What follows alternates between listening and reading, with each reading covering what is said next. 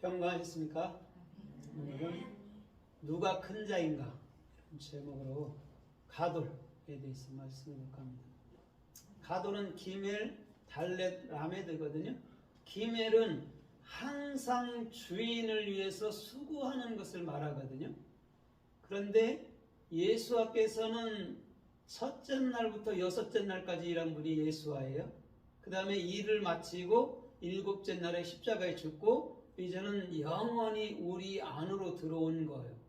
그러니까 사람이 할 수 있는 일은 없어요. 주님이 다 하신 것이고 주님이 큰 자란 말이죠.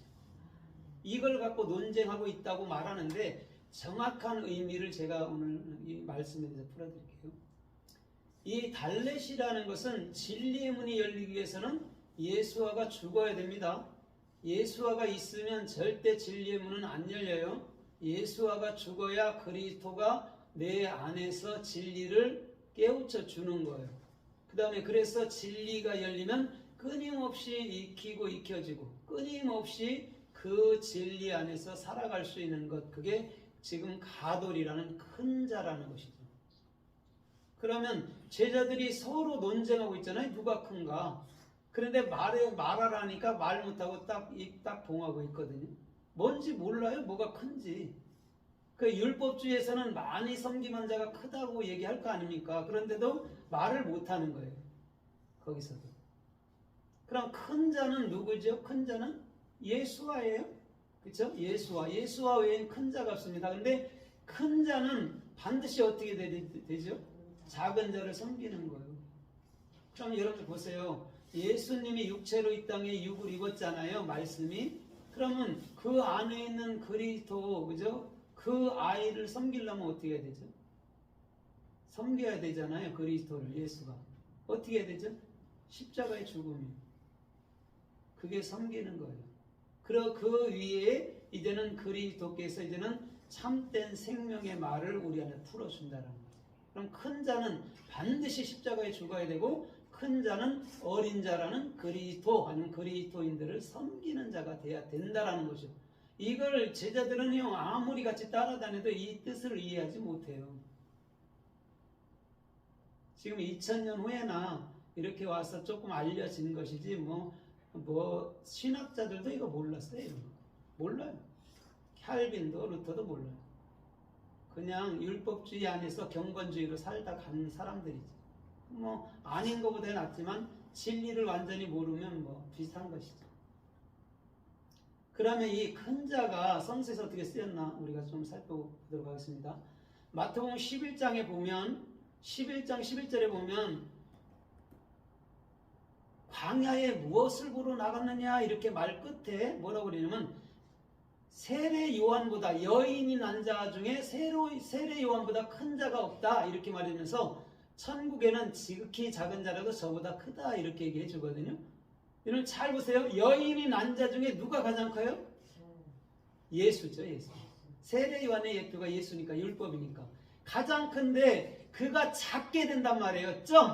십자가에 죽어요. 그럼 그게 천국인데 그게 큰 자야 이렇게 말해 주는 거예요.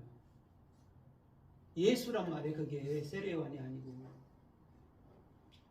작은 자가 점이 돼야 된다니까요. 말제가 돼야 된다니까요. 죽어야 돼요. 그래야지만이 더욱더 큰 일을 성령께서 하시는 일을 우리가 할 수 있다라고 얘기해 주는 거예요. 그러면 잘 또 생각해 보세요. 율법은 아무리 내가 행위로 노력하고 수고해도 복음한테는 안 된다는 거예요. 죄송하지만 내가 예수를 위해서 십자가에 죽게 해도 안 된다는 거예요. 그거는 순교가 아니에요. 순교는 뭐가 순교인지 알아요? 오늘 내 생각을 거절하고 오늘 주님 말씀 따라 사는 것을 순교라고 얘기해 주는 거예요. 그래서 요한계시록 6장 11절에 뭐라고 그래요? 제단 아래 있는 영혼들이 뭐라고 그래요? 빨리 심판해달라고 신원한다고. 자기 생각이 죽은 자가 여러분 뭐냐면 순교자라니까요. 그게 순교자예요. 그냥 육적으로 가서 어디 아프리카에 죽었대 그게 순교 아니에요. 순교라는 내 생각, 내 말이 죽어질 때 참된 하나님의 말이 나를 통해서 나가는 것을 순교라고 얘기해 주는 거란 말이죠. 그럼 순교는 그리스도밖에 할 수가 없어요. 우리가 할 수 있는 게 아니에요. 우리에게서 나오는 모든 것은 비진리라는 것이죠. 그래서 마태복음 12장 6절에도 보니까 뭐라고 얘기해요? 예수 자신이 야 이렇게 말했는데 제자들한테 나는 성전보다 더 커 이렇게 얘기하거든요. 여러분 성전보다 더 크다는 건요 이 천하 만물보다 더 큰 게 예수예요. 근데 천하보다 더 큰 예수가 죽는다는 거예요. 그럼 잘 보세요. 우리가 바깥에 보이는 모든 것들이 뭐죠? 껍데기예요, 알맹이에요? 다 껍데기예요. 형제든 자매든 부모든 이웃이든 세계 선교든 다 껍데기라고. 진짜 알맹이는 그리스도 단 하나밖에 없다고. 그래서 예수께서 뭐라고 그래요? 내가 성전보다 커. 니들은 성전을 섬기잖아. 근데 내가 성전보다 커. 그럼 어떻게 하라는 말이죠? 우리가 섬겨서 예수님을 섬길 수 있다라는 말이에요? 아니면 니들이 섬길 수 없다라는 말이에요?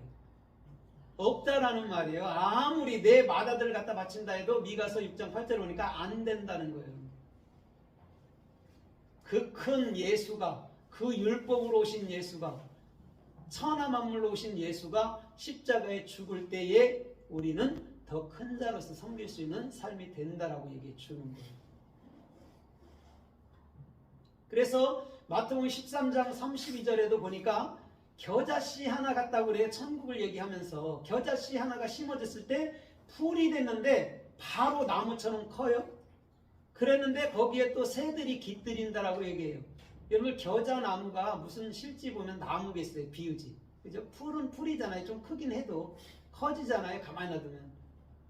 그럼 뭘 설명하려고 그럴까요? 풀, 나무, 새. 이건 다 뭐죠? 마태복음 5장에도 보세요. 공중 나는 새를 봐 그러잖아요. 심지도 않고 거두지도 않는데 하늘아버지께서 먹이잖아 그러잖아요. 공중 나는 새는 율법주의를 말하는 거예요. 예루살렘 성전을 말하고 거기서 열심히 생분사하는 자들. 거기에 하나님께서 천국께서 그 양식을 먹여준다라는 거예요. 그게 진짜 그리스도인이라니까요. 그럼 겨자씨라는 게 뭐예요? 결국은 오늘 너희는 율법나무 아래 십자가나무 아래 선악의 나무 아래서 반드시 죽게 될 거야. 그렇게 말해주는 거예요. 그래야지만이 생명나무로 가는 거예요. 그러니까요. 누가복음 17장 10절에 보니까 뭐라고 그래요? 그 종이 깨어있는 종이 모든 일을 행하고 난 이후에 고백한 말이 있다면 뭐라고 고백하죠? 나는 따라해. 나는 무익한 종입니다. 누가 지금 고백하는 거예요? 누가? 또 예수가 무익한 종으로 죽은 거예요. 아무 한 일이 없이.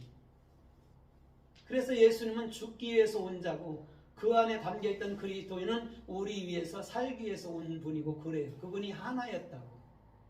무익한 종으로 죽는다니까요. 예수님이. 소경이 돼서 죽고 구덩이에 빠져 죽고 들에서 찢겨서 죽고 짐승들에게 찢겨 죽고 그거 다 부정한 거라고 얘기한단 말이에요. 보이는 모든 것이 부정한 거예요. 여러분들. 거짓말했어요. 남의 거 훔쳤어요. 살인했어요. 그게 부정한 게 아니고 참된 진리를 알지 못하는 모든 것이 다 부정한 거예요. 그래서 로마서 3장 9절에 뭐라고 그래요? 세상의 모든 것을 제 아래 가뒀다라는 거예요. 선을 가르쳐 주기 위해서. 선은 그리스도 한 분밖에 없는 줄 믿습니다. 예수님도 자기 자신이 뭐라고 그래? 나 선 아니야 그래. 왜? 육체로 왔기 때문에. 육체는 보여지는 건 우상이고 없어져야 될 거잖아요. 그러니까 내 아버지만 선해 그래. 내 영만 선해 이런 말이라고. 그러니까 우리는요 그냥 어제 거짓말해서 이런 걸 여러분들 죄라고 생각하면 안 돼. 그건 보여지는 그 참선을 얘기해 주기 위한 껍데기. 무슨 말인지 알죠? 알아듣겠어요? 그러니까 쉽게 말해보면 이런 거예요. 너 내 남자가 바람 폈어 그러면 내버려 두라는 거예요. 그런 거에 반응하지 말고. 껍데기는 껍데기라니까요. 그놈의 인생들은 죽을 때까지 그 짓 한다고. 혼자 살든지. 그런 거에 여러분들 반응하지 말라는 거예요. 우리는 그리스도가 없는 우리의 삶이 저렇구나로 가는 것이죠. 세상이 다 우리의 시청각 교재입니다. 그러니까 나를 위한 거예요. 그러니까 그리스도 하나만 알맹이로. 그럼 바깥에 있는 것들은 뭐냐? 우리가 참진리로 그들을 먹여줄 사명이 우리들에 있기 때문에 우리는 적당히 해줄 만큼 해주는